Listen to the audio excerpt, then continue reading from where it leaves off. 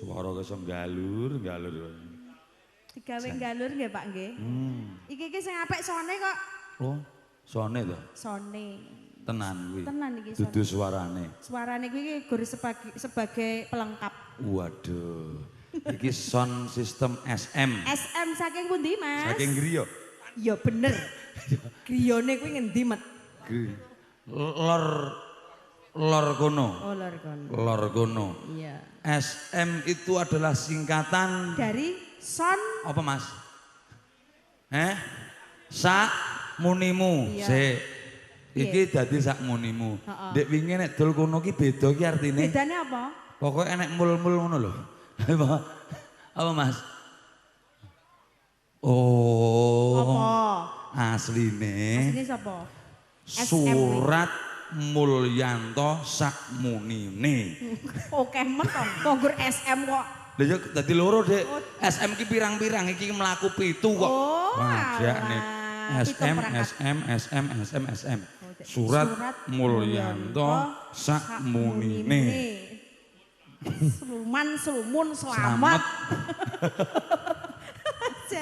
Enek meneh SM ki artine Santoso musik ya enek. Iya iki Dek. Saka musik ya iso. Terus Samboyo musik ya iso. Iso. Terus sing iki rak sowan ana daleme Mas Randi. SM iki iso diartekne sakiran menis ya iso. Jenengan kayak gagang Pak Agungan. Lah ya wong jenenge otak-atuk gathuk iki mau nggih. Otak-atuk gathuk. Pangapunten niku MC ini pun lancang. Lah wong ya gur ngatekne sak ketemune kok. Lah ya apa neh ya. Apa neh? Sakinah mawaddah warahmah. Iya, ya kuwi ya iso. Umpamane arti liyane sesuk. Sesuk. Sesuk nek ditanggap neh. Tanggap neh. Lanjut mangga.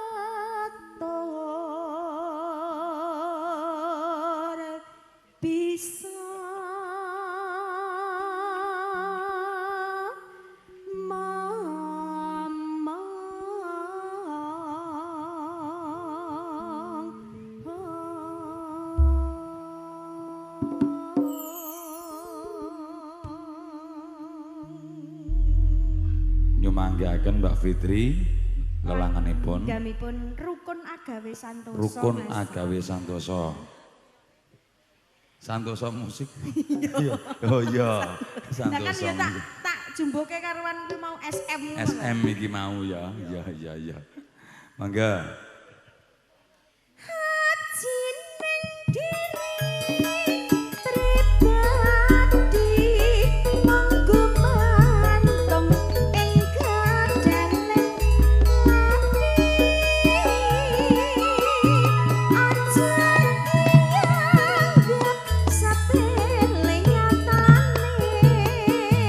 Gede piku nani